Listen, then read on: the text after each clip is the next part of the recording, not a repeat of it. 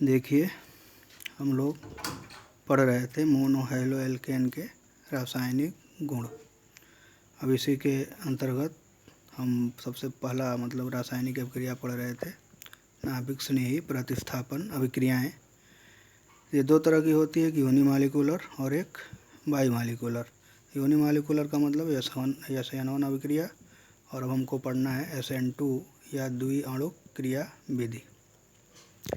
तो इसमें हमको ये जानना है कि जब हम पढ़ लेते SN1 में कि यह अभिक्रिया दो पदों में होती थी SN1, लेकिन SN2 की क्वालिटी क्या है, यह अभिक्रिया एक पद में संपन्न होती है। याद रखिएगा, दोनों में डिफरेंस पूछता है तो यही होगा कि SN1 दो पदों में संपन्न होती है, SN2 एक पद में संपन्न होती है। इसमें दर निर्धारक पद में दो अणुओं की संयोजकता परिवर्तित होने के कारण एक मध्यवर्ती यानी संक्रमण अवस्था बनता है। इस अभिक्रिया में अभिक्रिया की दर एल्किल हैलाइड तथा नाभिक स्नेही दोनों के सांद्रण पर निर्भर करता है।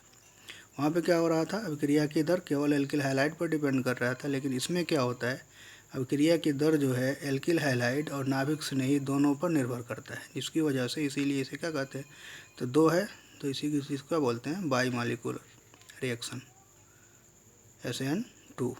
उदाहरण मान लो हम ले लें, जैसे जलीय विलयन के OH- आयन द्वारा मेथिल ब्रोमाइड का जल अपघटन SN2 प्रतिस्थापन का उदाहरण है।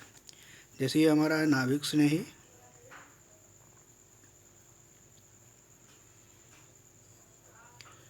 और ये है क्रियाधार। SN1 में क्या हो रहा था कि पहले हमारा बन रहा था कार्बोकैटायन, उसके बाद फिर नाभिक स्नेही का अटैक होता था, उसके बाद से प्रोडक्ट बनता था। लेकिन इसमें क्या होता है, नाभिक स्नेही अटैक करेगा, मतलब दोनों प्रक्रिया, नाभिक स्नेही का अटैक और लिविंग ग्रुप का निकलना दोनों साथ साथ होगा। जैसे ये OH- है, नाभिक स्नेही ये अटैक करेगा OH से, तो ये बांड बनेगा। BF का मतलब बांड फार्मिंग, ये बांड बनेगा, और BB का मतलब बांड ब्रेकिंग, बांड टूटेगा। तो इसमें एक संक्रमण अवस्था बनता है। OH पीछे से जाकर के बैक साइड से यहाँ पे अटैक करेगा और आगे से Br- अलग हो जाएगा। यही से अवस्था को क्या बोलते हैं, संक्रमण अवस्था। ये स्लो स्टेप है। स्लो स्टेप में देखिए हमारा दोनों दिख रहा है, OH CH3Br दोनों मध्यवर्ती है। इसी को क्या बोलते हैं, ट्रांजिशन स्टेट या संक्रमण अवस्था। इसी अवस्था में क्या होता है, एक ही साथ दोनों क्रियाएं, बांड का बनना और बांड का टूटना, दोनों क्रियाएं साथ साथ होता है। एक ही स्टेप में रिएक्शन कंप्लीट होता है, एक संक्रमण अवस्था बनता है, उसके बाद तुरंत ये बांड बन जाता है और ये बांड टूट जाता है, और हमको मिल जाता है मेथिल एल्कोहल और Br-। एक ही स्टेप में। चूँकि दर निर्धारक पद में दो अणुओं का सांद्रण परिवर्तित हो रहा है, अतः इसकी आणविकता क्या है, 2, और इसको द्विअणुक अभिक्रिया कहते हैं। ये दोनों होता है, अभी लिखे थे। दर निर्धारक अभिक्रिया की दर एल्किल हैलाइड और नाभिक स्नेही पर डिपेंड करता है, इसलिए क्या कहलाएगा, चूँकि दर निर्धारक पद में दो अणुओं का सांद्रण परिवर्तित हो रहा है, अतः इसकी आणविकता 2 है तथा इसको द्विअणुक अभिक्रिया कहते हैं।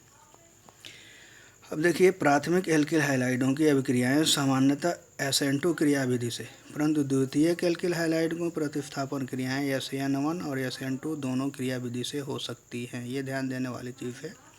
SN2 अभिक्रिया जो होती है वो प्राइमरी एल्किल हैलाइड की अभिक्रिया है, सामान्यतः किस क्रिया विधि द्वारा, SN2। और द्वितीयक एल्किल हैलाइड की SN1 विधि से भी हो सकती हैं, SN2 विधि से हो सकती हैं, और तृतीयक एल्किल हैलाइड की अभिक्रियाएं सामान्यतः SN1 विधि से होती है।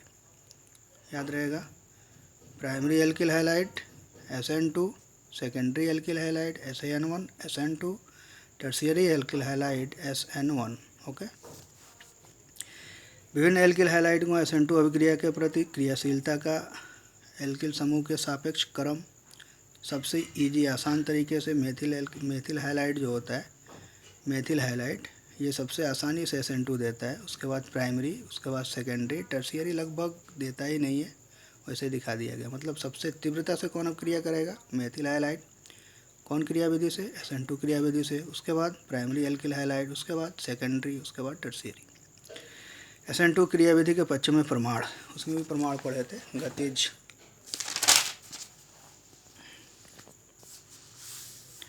तो गतिज प्रमाण वही है सेम, इसमें भी SN2 अभिक्रियाओं का गतिज अध्ययन करने पर इसका गतिज समीकरण निम्न प्रकार से प्राप्त होता है। अभिक्रिया के दर इक्वल टू कांस्टेंट RX नाभिक स्नेही, RX एल्किल हैलाइड नाभिक स्नेही दोनों का एक एक घात, दोनों का घात जब ऐड करेंगे तो जो घात का एडिशन होता है यही क्या कहलाता है, अभिक्रिया की कोटि। और दो मॉलिक्यूल्स भाग ले तो इसे आणविकता 2, इसलिए अभिक्रिया क्या होगी, द्विआण्विक अभिक्रिया कहलाएगी। तीव्र रासायनिक प्रमाण सबसे इम्पॉर्टेंट है स्टीरियोकेमिकल एविडेंस। क्या है इस अभिक्रिया में नाभिक स्नेही OH- का आक्रमण पीछे की दिशा से होता है। यहाँ बांड का बनना और बांड का टूटना दोनों साथ साथ होता है, जिसकी वजह से तो फ्रंट साइड पे तो Br- या कोई भी हाईलाइट रहता है, इसलिए हमारा पीछे वाला मतलब बैक साइड ही खाली होता है। तो SN2 में हमेशा नाभिक स्नेही का के अटैक बैक साइड से होता है। जैसे जनरल यहाँ विन्यास ऐसे बदल जाता है जैसे तीव्र आंधी में छाता पलट जाता है, छाता हो आंधी आती है जैसे उल्टा हो जाता है, वैसे ही विन्यास उल्टा हो जाता है यहाँ पे। यदि प्रारंभिक यौगिक प्रकाश सक्रिय है, प्रकाश सक्रिय का मतलब उसमें कायरल कार्बन है, कोई एल्किल हैलाइड है जिसमें कायरल कार्बन है, तो उसके डी समावयवी का एल में तथा एल समावयवी का डी में परिवर्तन हो जाएगा। मतलब इसमें क्या होगा, अगर डी विन्यास है तो एल में कन्वर्ट होगा, एल है तो डी में कन्वर्ट होगा। किस विधि से, SN2 से। लेकिन SN1 में क्या हो रहा था, अगर कोई कायरल कार्बन वाला कोई भी कंपाउंड मोर हेलो एल्केन था तो उसमें क्या हो रहा था, उसमें 50-50 बन रहा था, 50% डी और 50% एल। लेकिन यहाँ पे क्या होता है, एक ही संभावना होती है बैक साइड से अटैक से करने का मतलब है कॉन्फ़िगरेशन उल्टा हो जाएगा। अगर डी है तो एल बनेगा, एल है तो डी बनेगा। और इसी परिवर्तन को हम कहते हैं वाल्डन प्रतिलोपन, वाल्डन इन्वर्जन या प्रकाशिक प्रतिलोमन। अथवा एक और डिफिनीशन होता है, पूछता है कभी क्वेश्चन, तो वाल्डन प्रतिलोमन किसे कहते हैं। तो यदि एक असममित कार्बन परमाणु वाले एल्किल हैलाइड की क्रिया कराई जाए तो हमें प्रतिपित मतलब उल्टा अर्थात विपरीत विन्यास वाला प्रतिस्थापित उत्पाद प्राप्त होता है। इसे ही क्या कहते हैं, वाल्डन प्रतिलोमन। जैसे L2 ब्रोमो ऑक्टेन का नाभिक स्नेही OH- द्वारा प्रतिस्थापन SN2 क्रियाविधि से होगा तो क्या बनेगा, OH- है, L ब्रोमो ऑक्टेन है तो होगा क्या, ये अटैक होगा बैक साइड से, तो बैक साइड अटैक होगा। तो यहाँ पे अगर हम ऐसे दिखा दें इसको, यहाँ पे Br लिख दे रहे हैं और ये बैक इसका खाली करा दें और यहाँ पे दिखा दे रहे हैं H, ठीक है। अब यहाँ से हमारा ये बैक साइड का अटैक होगा यहाँ पे, तो ये यहाँ पे धीरे से जाकर अटैक करेगा और ये धीरे धीरे बॉन्ड, ये ट्रांजिशन स्टेट बनेगा हमारा। उसके बाद क्या होगा ना, ट्रांजिशन स्टेट बनने के बाद बॉन्ड टूटेगा, ये बॉन्ड टूटेगा और ये बॉन्ड बनेगा, तो हमारा ओवरऑल प्रोडक्ट क्या बनेगा, D2 ऑक्टेनॉल। OH इधर से अटैक किया, CH3C6H13H, ये सीधा ये पीछे से आके लगेगा, मतलब जहाँ पे Br होगा वहाँ पे OH नहीं लगेगा,